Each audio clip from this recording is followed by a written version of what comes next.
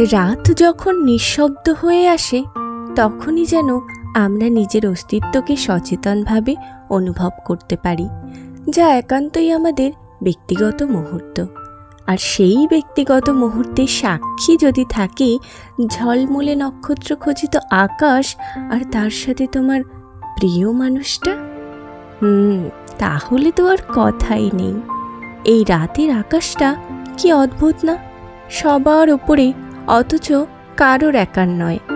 একটা ছোট্ট ফানুসও কিন্তু জানে সেও একসময় হারিয়ে যাবে এই অজস্র তারাভরা আকাশে, তবুও অনেকটা ইচ্ছে বুকের মধ্যে ভরে নিয়ে সে উড়ে যায়, কারণ আশাটা তার হারায় না। তাই তোমরাও আশা হারিয়ে ফেলো না, জীবনের প্রিয় মানুষটির জন্য অপেক্ষা করো। সঠিক সময়ে এবং সঠিক মুহূর্তে সে ঠিক ধরা দেবে তোমাদের কাছে। এই রঙে আঁকা রাতটা আমাদের জীবনেরই মতো, এখানে অন্ধকারও আছে, আলোও আছে, কখনো হারিয়ে যাওয়া, আবার কখনো নতুন করে খুঁজে পাওয়া।